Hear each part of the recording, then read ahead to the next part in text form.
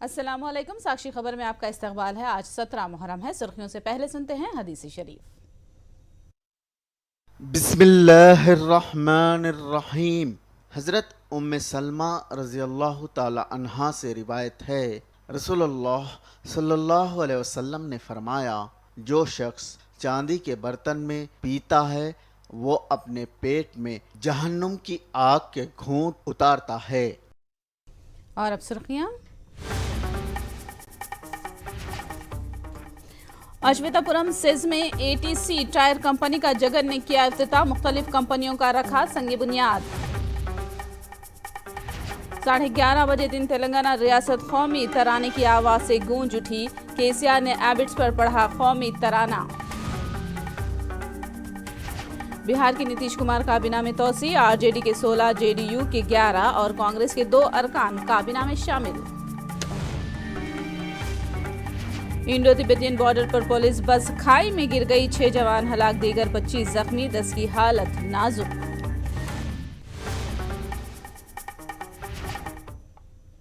और अब तफसील। ईज ऑफ डूइंग बिजनेस में एपी तीसरे मुकाम पर है। वजीर आला जगन ने सेज में एटीसी टायर कंपनी का इफ्तिताह समेत 8 कंपनियों का संग बुनियाद रखा। उन्होंने कहा कि रियासत में सनती तरक्की की एक मिसाल है।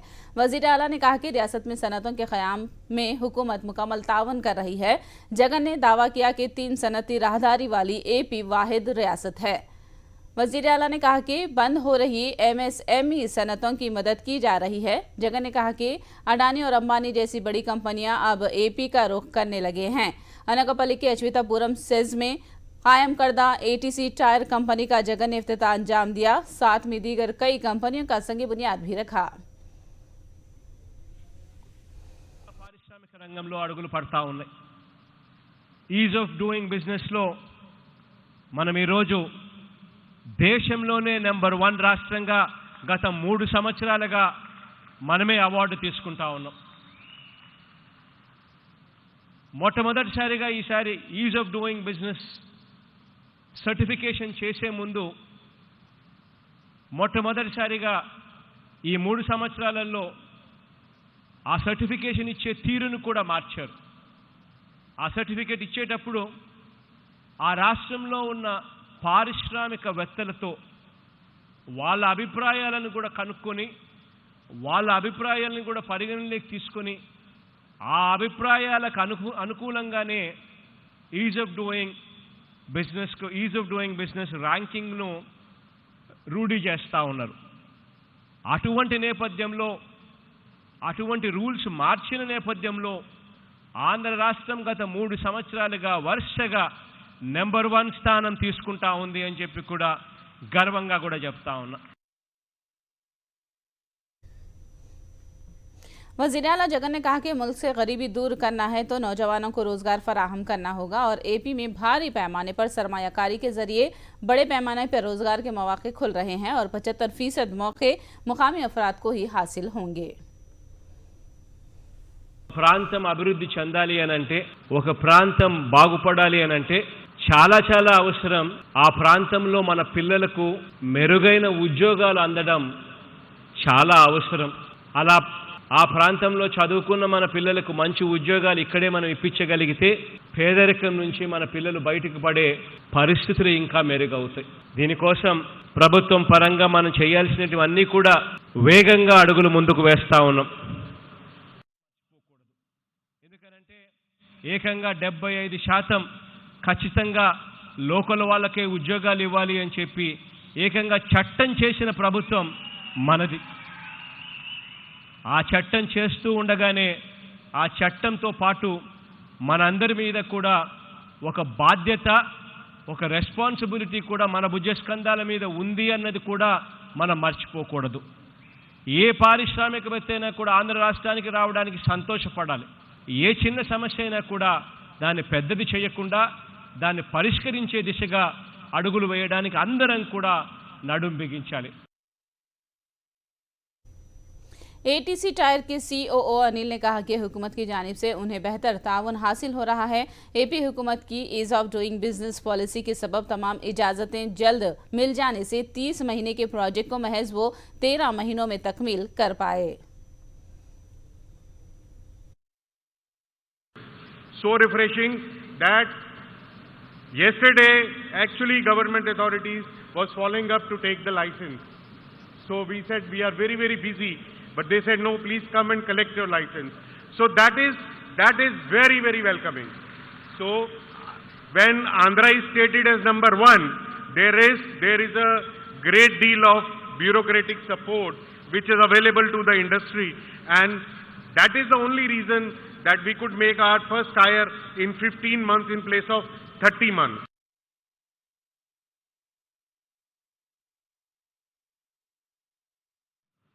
When we looked at different states, Andhra Pradesh came as number one in terms of ease of doing business.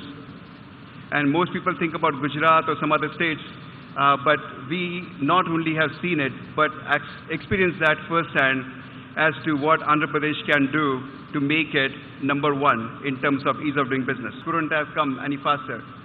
And this is why I'm really glad for the support we got from the government that allowed us to make our first hire in a record time of 15 months. The credit for this ease of doing business goes all the way to the Chief Minister's office. So thank you for your support. Really appreciate your decision to invest in Visakhapatnam and to expand your capacity in this plant. Actually, as a Consul General of Japan, I'd like to bring more Japanese investment to Andhra Pradesh or Visakhapatnam. Telangana में आज कौमी तराना गाने के अवामी programme का इनेकाद हुआ। कौमी तराना गाने का मरकजी प्रोग्राम हैदराबाद के एबिड्स GPO सर्कल नेहरू के मुजस्सिमे के पास मुनक़िद हुआ। ठीक 11:30 बजे दिन जैसे ही सायरन बजा, वज़ीर आला KCR, रियासती वज़रा और मजलिस के सदर असदुद्दीन ने अवाम की कसीर तादाद के साथ इज्तिमाई तौर पर कौमी तराना गाया। इस मौके पर एबिड्स चौराहे को तिरंगों से सजाया गया था और सिक्योरिटी का भारी बंदोबस्त किया गया था। अहम मकामात और चौराहों पर भी कौमी तराना इज्तिमाई तौर पर गाया गया।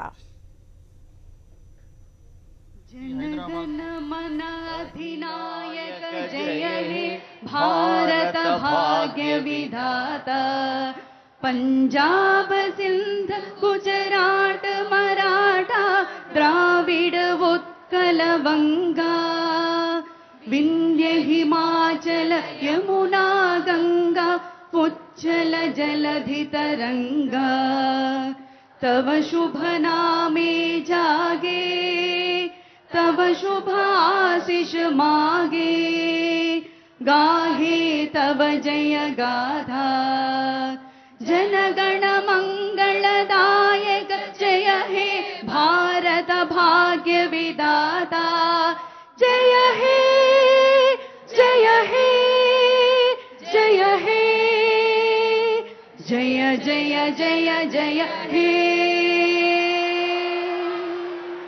बोलो स्वतंत्र भारत की जय, बोलो स्वतंत्र भारत की, बोलो स्वतंत्र भारत की जय।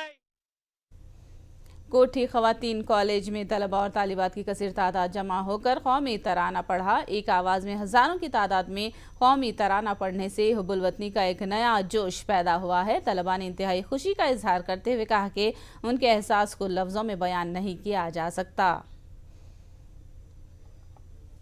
చాలా చాలా హ్యాపీగా ఉంది। కోవిడ్ తర్వాత ఇంత గ్యాదరింగ్ ఇదే ఫస్ట్ టైం నేను అటెండ్ అయింది, సో చాలా హ్యాపీగా ఉంది। మీరు ఎక్కడి నుంచి వచ్చారు? Same Osmania medical college. చాలా బాగుంది. 75 years ఇంత సెలబ్రేషన్స్ ఇంత గ్రాండ్గా అరేంజ్ చేయడం చాలా హ్యాపీగా ఉంది మాకు. మాది ఉమెన్స్ కాలేజే అండి. ఎలా అనిపిస్తుంది మీకు?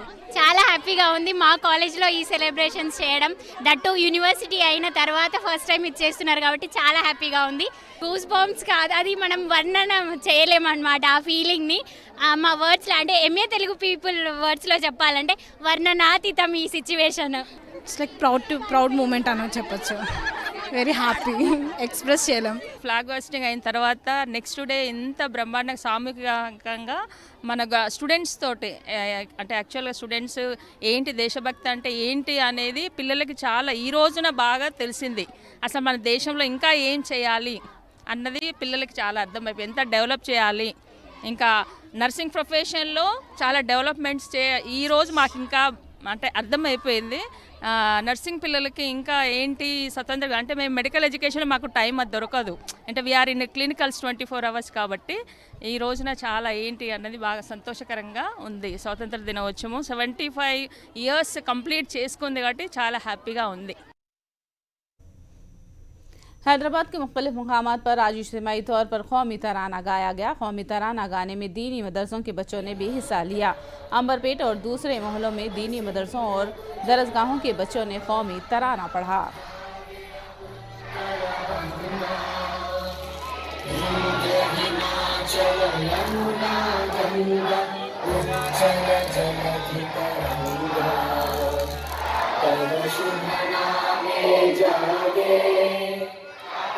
शुभ आशीष मांगे गाहे तव जय गाथा जय दिन मंगलदायक जय हे भारत भाग्य विधाता जय हे जय हे जय हे जय जय जय जय हे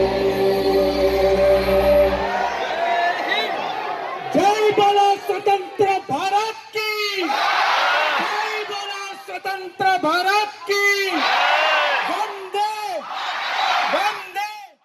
साक्षी खबर में दोबारा आपका इस्तकबाल है। तेलंगाना की गवर्नर सुंदरा राजन के एटॉम प्रोग्राम में वजीर आला केसीआर की अदम शिरकत पर मरकजी वजीर किशन रेड्डी ने तनकीद की। किशन रेड्डी ने कहा कि केसीआर ने गवर्नर के प्रोग्राम में शिरकत न करते हुए रिवायत से इनहराफ किया और वो हर मसले को सियासी रंग दे रहे हैं। రాజ్భవన్లో అట్ హోమ్ అనేటువంటి పేరుతో అందరినీ పిలిచేటువంటి కార్యక్రమం స్వాతంత్రం వచ్చినప్పటి నుంచి కూడా జరుగుతూ ఉంది.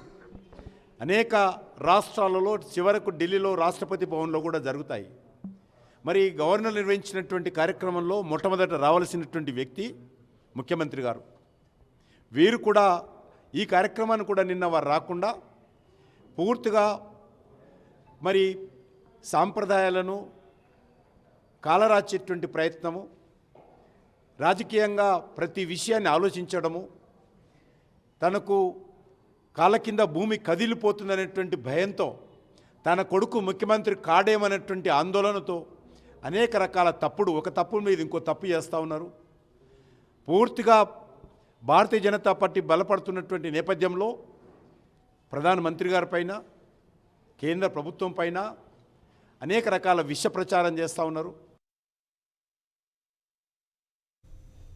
भद्राचलम सैलाब मुतासिरा इलाकों का दौरा करने गए सीएलपी लीडर भट्टी विक्रमार्का और पुलिस के दरमियान बहस और तकरार पेश आई। दोमाईगुड़म प्रोजेक्ट का दौरा करने के लिए जाने वाले कांग्रेस कायदीन को पुलिस ने रोक लिया, जिस पर कांग्रेस कायदीन बरहम हो गए। पुलिस ने कहा कि दोमाईगुड़म प्रोजेक्ट का दौरा करने की इजाजत नहीं दी गई है। कांग्रेस ने रोकने पर सवाल किया और दौरा करने की जिद की तो पुलिस की भारी जमीयत ने कांग्रेस कायदीन के अतराफ हिसार बनाकर रोक लिया, जिसके बाद केसीआर और रियासती हुकूमत के खिलाफ कांग्रेस कायदीन ने नारेबाजी करते हुए एहतजाज किया।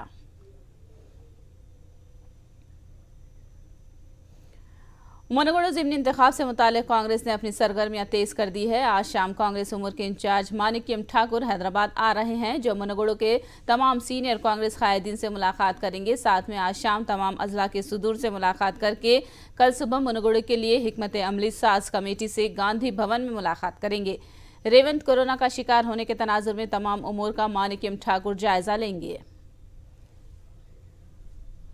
यादाद्री भोंगीर जिले के चिटुप्पल में TRS MP P Taduri Venkat Reddy को गिरफ्तार करने के इम्कानात नजर आ रहे हैं। साबिक में दर्ज करदा अराजी तनाज़ा एक बार फिर मंजर-ए-आम पर आ गया है। जांच के लिए एसओटी और सीसीएस पुलिस ताडूरी वेंकट रेड्डी के वनस्थलीपुरम में वाक़ घर पहुंची तो ताडूरी के मद्दाहों ने रोकने की कोशिश की, जिसके सबब एमपी वेंकट रेड्डी बीजेपी में शामिल होने की फिराक में है। वेंकट रेड्डी ने उसे खौफ में मुब्तला करने का इल्ज़ाम लगाया है। उन्होंने ख्याल जाहिर किया कि उनके साथ मजीद ZP3Cs और MPPs और दीगर कारकुन आपस में मुशावरत करके बीजेपी में शामिल हो जाएंगे। उन्होंने बताया कि 70 ता 80 सरपंच और MPPs पार्टी बदलने के लिए तैयार हैं। उन्होंने कहा कि आज शाम वो बीजेपी आला क़यादत से मुलाकात करेंगे। మునుగోడులో బై ఎలక్షన్ జరుగుతున్నాయి. బై ఎలక్షన్ జరుగుతుంటే మేము టీఆర్ఎస్ పార్టీలో కొనసాగుతున్నాం 3 సంవత్సరాల నుంచి. మాకు టీఆర్ఎస్ పార్టీ మంత్రి గారి విధానం నచ్చక అదేవిధంగా ఇక్కడ ఉన్నటువంటి ఇన్ఛార్జ్ విధానం నచ్చక మేము బీజేపీలకు పార్టీలకు పోవాలని చెప్పి బీజేపీ అధిష్టానంతో సంప్రదింపులు మేము మా తోటి ఎంపీపీలు జడ్పీటీసీలు ఇతర ముఖ్య నాయకులు అదేవిధంగా మా పార్టీ 70-80 మంది సర్పంచ్లు కొంతమంది ఈ రోజు మేమంతా బీజేపీ పార్టీ అధిష్టానాన్ని కలిసి త్వరలో చేర్తామనేది మేము నిర్ణయించుకున్న సందర్భంలో నన్ను భయభ్రాంతులకు గురి చేసి నన్ను బీజేపీలోకి వెళ్లకుండా వీళ్ళందరినీ కూడా ఒక తాడూరు వెంకటరెడ్డిని భయపెట్టించినట్టయితే మేము బీజేపీలోకి వెళ్లకుండా అడ్డుకోవచ్చు అని చెప్పి నన్ను అక్రమ కేసులు బనాయించి ఇట్లా వినకపోతే అక్రమ కేసులు బనాయించి భయభ్రాంతులకు గురి చేయాలని చూస్తా ఉన్నారు.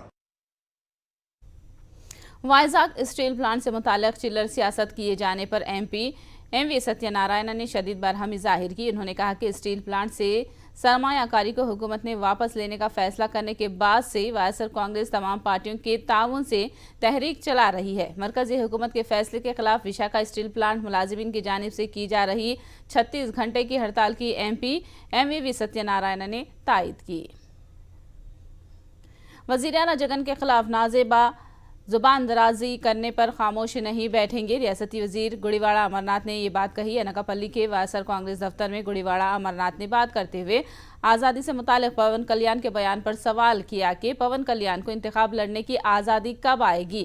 उन्होंने रिमार्क किया कि पवन कल्याण हमेशा चंद्रबाबू नायडू के लिए काम करते हैं।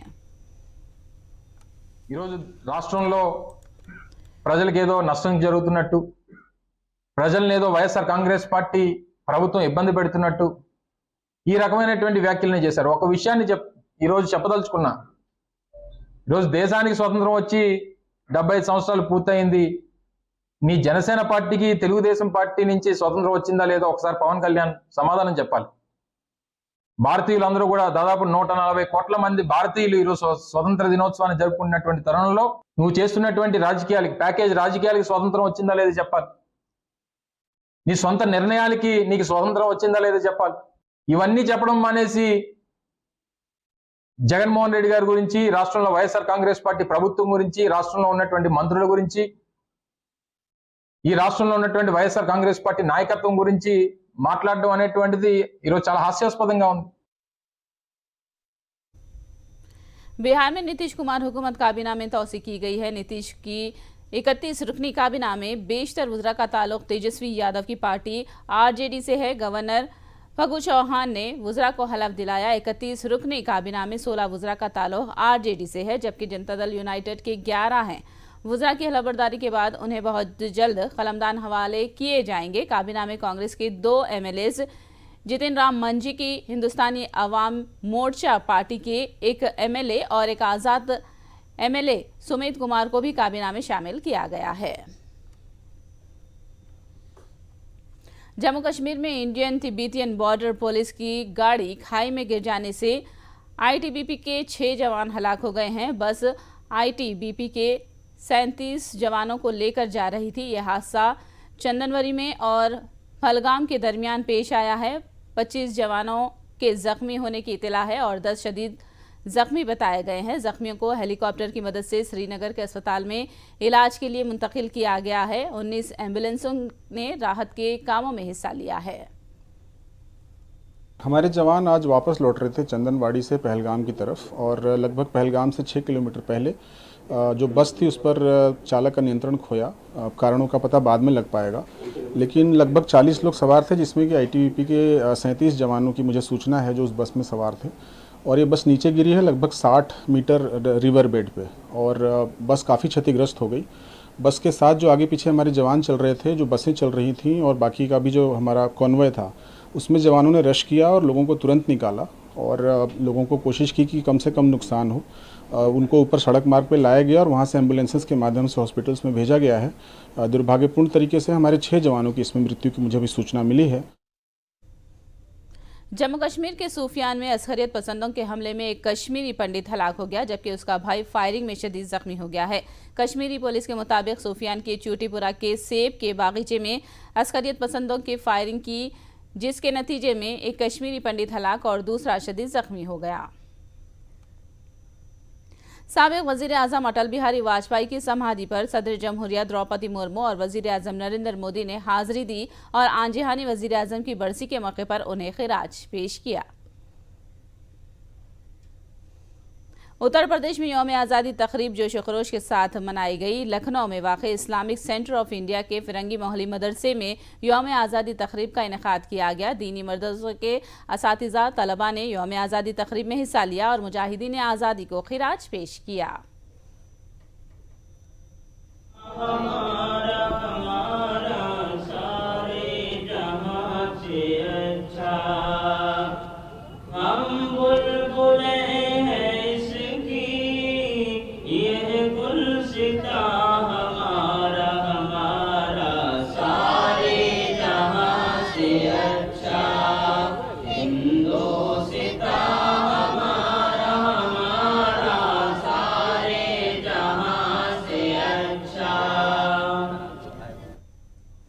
फुटबॉल की आलमी तंजीम फीफा ने ऑल इंडिया फुटबॉल फेडरेशन को फौरी असर के साथ मुअत्तल कर दिया है। फीफा ने कहा कि ऑल इंडिया फुटबॉल फेडरेशन में थर्ड पार्टी की दखलंदाजी के खिलाफ ये कार्रवाई की गई है।